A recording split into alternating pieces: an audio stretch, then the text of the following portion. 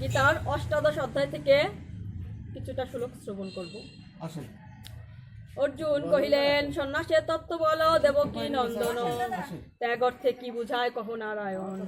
শ্রীকৃষ্ণ কহিলেন, কাম্য কর্ম ত্যাগ হয় সন্ন্যাস সংসারে, সর্বকর্ম ফল ত্যাগ ত্যাগ নাম কর্ম মাত্র দোষযুক্ত ত্যায্য কেহ কয়, কেহ মর্তে কর্ম কিন্তু কবু ত্যায্য নয়। ত্যাগকারে বলে আমি বলিব তোমায়, ত্রিবিধ হয় যে ত্যাগ শুনো ধনঞ্জয়।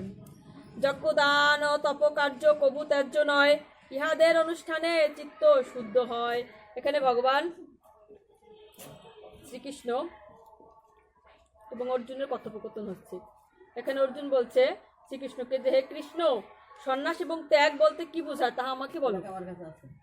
এখানে শ্রীকৃষ্ণ বললেন, হে অর্জুন, কাম্য কর্ম ত্যাগকে সন্ন্যাস বলা হয়, আর সর্বকর্ম ফল ত্যাগকে ত্যাগ বলা হয়। আমরা সংসারে থেকে যত কাজ করি সেইগুলো ত্যাগ করে দেওয়াকে বলা হয় সন্ন্যাস। যারা সন্ন্যাস গ্রহণ করে তারা কখনো সংসারে থাকেন না, তারা সংসারে থাকেন না এবং আত্মীয় স্বজনের সান্নিধ্যে আসেন না, একে বলা হয় সন্ন্যাস। আর যারা সংসারে থেকেও যদি সমস্ত কর্মফল ভগবানকে অর্পণ করে দেয় সেটা হয়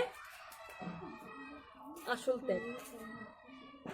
তাই ভগবান বলছে যে সংসারে থেকেও ভগবানের সেবা করা দেবে, কিন্তু কর্মফল আমাকে অর্পণ করো, সমস্ত কর্মফল আমাকে অর্পণ করে তুমি সন্ন্যাস না গ্রহণ করেও আমার সান্নিধ্য লাভ করতে পারবে। কেউ কেউ বলেন কাম্য কর্ম মাত্রই দোষের, কোন মুনি যোগীগণ বলেন যে সংসারে থাকা দোষের, কারণ সংসারে থেকে বিভিন্ন কামনা বাসনায় জর্জরিত হওয়া হচ্ছে অপরাধ। কোন মুনিগণ বলেন অতএব তাহা পরিত্যাজ্য। আবার কেহ বলেন কাম্যকর্ম ত্যায্য নয়, মানে নানা মুনির নানা মত। কেউ বলছে যে সংসারে থাকা যাবে না, সংসারে ভালো মন্দ কর্মফলে আবদ্ধ হতে হয়, তাই সংসারে সমস্ত কার্য পরিত্যাজ্য।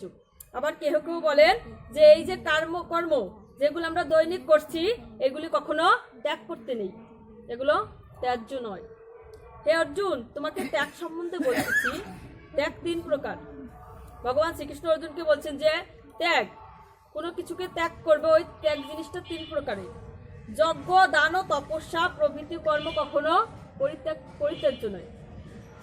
কেউ আসলে দান করা, যজ্ঞ করা আর তপস্যা করা, এই সমস্ত কর্ম করতে হবে। এগুলি কোনো কার্যে পরিত্যাগ করলে চলবে না, কারণ এগুলো করলে সবসময় চিত্ত শুদ্ধি হয়ে থাকে। মনের ভিতরে যে ভগবানের সেবার যে সংযমতা, সেইটা এগুলি করলে আসে।